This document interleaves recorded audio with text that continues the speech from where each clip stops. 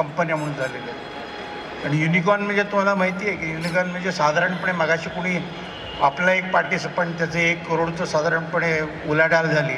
युनिकॉर्नमध्ये साधारणपणे 50 कोटीच्या आसपास असते. ऑन्टरप्रिनरशिप, इनोव्हेशन हे अगदी बजवर्ड झालेले आहेत. आणि महाराष्ट्रामध्ये महाराष्ट्र इनोव्हेशन सोसायटी असेल, शिक्षण मंत्रालय आहे त्यांच्या माध्यमातून असेल, अनेकविध स्पर्धा आणि अनेकविध मला असं वाटतं की सपोर्ट सिस्टम ज्याला म्हणतो की मोठ्या प्रमाणात नुसतं इथे एक दिवस येऊन नाही, त्याला पुढं सपोर्ट मिळावा लागतो. एखादा प्रॉडक्ट जेव्हा आपण डेव्हलप करतो त्यासाठी काहीतरी सीड फंड्स लागतात आणि त्या सीड फंडच्या माध्यमातून मग पहिल्यांदा प्रोटोटाईप तयार होतो आणि तो प्रोटोटाईप जर यशस्वी झाला तर मग इंडस्ट्री कोणतरी तुमच्याबरोबर येते.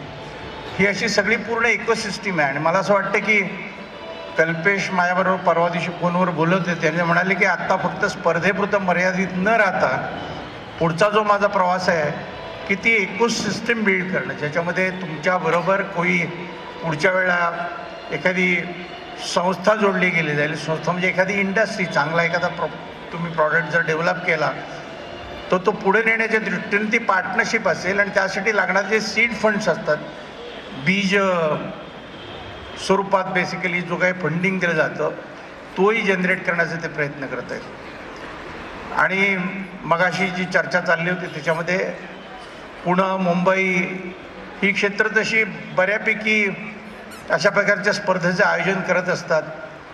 पण जे टॅलेंट आहे ते काही महाराष्ट्राच्या कानाकोपऱ्यामध्ये आहे आणि त्यांना ती संधी मिळाली पाहिजे. आणि मग म्हणून तोही विचार झाला की विभागानुसार साधारणपणे पश्चिम महाराष्ट्र, मराठवाडा, कोकण या ठिकाणी छोटे छोटे आपण जर कॅम्प केले आणि त्या कॅम्पच्या माध्यमातून तिथेसुद्धा जे विद्यार्थी आहेत, बऱ्याच वेळाना विद्यार्थ्यांना ऑल द वे पुण्याला येणं परवडत नाही, इथे राहणं 2 दिवस राहावं लागतं वगैरे, प्रत्येकाच्या काही काही मर्यादा असतात. त्या मर्यादांचा विचार करूनसुद्धा ती स्पर्धा तिथपर्यंत पोचवण्याचा तो प्रयत्न हे फाउंडेशन करणार आहे. आणि ही अत्यंत मला असं वाटतं की उल्लेखनीय गोष्ट आहे. आणि मला असं वाटतं की महाराष्ट्रामध्ये जवळजवळ 12 विद्यापीठ आहेत ज्याला ॲग्रिकल्चर व्यतिरिक्त, आणि त्या भागात जाऊन मध्ये तिथल्या विद्यार्थ्यांना, कारण गोंडवानासारख्या भागामध्ये ज्या गोष्टी घडतात किंवा तिथल्या ज्या आवश्यकता आहेत त्या वेगळ्या आहेत आणि त्यामुळं तिथपर्यंत पोचणं ही अत्यंत मला असं वाटतं की आवश्यक गोष्ट आहे. आज मोठ्या प्रमाणात फंडिंग आपल्याला उपलब्ध आहे. तुम्ही जर परवाचं जर बजेट पाहिलं तर बजेटमध्ये जर एक दृष्टिक्षेप टाकला तर अनेकविध नवीन संकल्पना त्याच्यामध्ये आणलेल्या आहेत आणि ज्याच्यामध्ये शैक्षणिक धोरणामध्ये जे विविधता आणलेली आहे, ज्याच्यामध्ये 6 व्हर्टिकल्समध्ये एक जो व्हर्टिकल आहे त्याच्यामध्ये ऑन जॉब ट्रेनिंग किंवा एक्सपिरियन्शियल लर्निंग किंवा रिसर्च प्रोजेक्ट हा नवीन प्रकार आणला गेलेला आहे.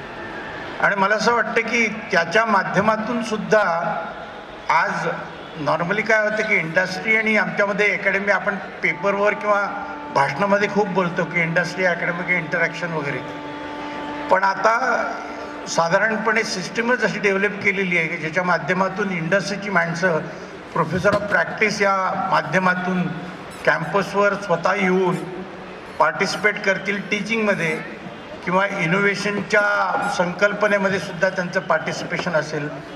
आपले संशोधनाचे विषयसुद्धा साधारणपणे गोसावी सरांनी मग असे सांगितलं की समाजामध्ये जे काही अनेक प्रश्न आहेत, पर्यावरण एक आहे, डिझास्टर मॅनेजमेंटसारखं आहे, क्लायमेट चेंज मोठ्या प्रमाणात, अनेकविध एरिया आहेत ते ज्याच्यामध्ये आपल्याला इंडल्ज करणं अत्यंत गरजेचं आहे. आणि त्यावेळेला त्या भागातून किंवा त्या सब्जेक्टमधला एखादा सब्जेक्ट एक्सपर्ट आपला प्रोफेसर ऑफ प्रॅक्टिस म्हणून आपल्या कॅम्पसवर असेल तर मला असं वाटतं की आणखीन या संपूर्ण गोष्टीला पुढे नेण्याच्या दृष्टीनं बळ मिळेल. आणि त्यामुळं 3ऱ्या वर्षामध्ये त्यांनी पदार्पण केले. आता आपण सगळी वाट पाहतोय की या स्पर्धेमध्ये कोणाकोणाला पारितोषिक मिळाली किंवा कोण वरचढ ठरले. पण मगाशी कल्पेशनी जसं सांगितलं की ज्यांना मिळालं नाही त्यांनी त्याच्याकडं फेल्युअर न बघता पुढच्या प्रवासाची ती सुरुवात आहे अशा पद्धतीनं जी मानसिकता जर ठेवली तर मला असं वाटतं की पुढच्या याच्यामध्ये यश मिळण्याच्या दृष्टीनं ती मोलाची गोष्ट ठरेल. आणि त्यामुळं पुन्हा एकदा या फाउंडेशनला कल्पेश यादव सरांना सातत्यानं त्यांच्या पाठीमागे उभे असलेले AISSOS ज्याचे प्रिन्सिपॉल आज रविवारी बघायला गेले तर तरीसुद्धा पूर्ण वेळ झोकून देऊन हे सगळी मंडळी काम करतात. एखादी स्पर्धा करायची म्हणजे त्याच्यामागे खूप मोठं कष्ट घ्यावे लागतात. आज आपल्याला दिसतं 1-2 दिवस 24 तास तुम्ही इथे आहात, पण त्याच्यासाठी गेले माझ्यामते 2-4 महिन्याचं साधारणपणे काम या संस्थेच्या माध्यमातून त्यांचे कार्यकर्ते आणि कॉलेजने केलेलं आहे. त्यामुळं त्यांना एकदा जोरदार टाळ्या देऊन आपण त्यांचं अभिनंदन केलं पाहिजे आणि या संस्थेच्या प्रगतीसाठी आणि तुमच्या सर्वांच्या प्रगतीसाठी शुभेच्छा देतो. थांबतो. धन्यवाद.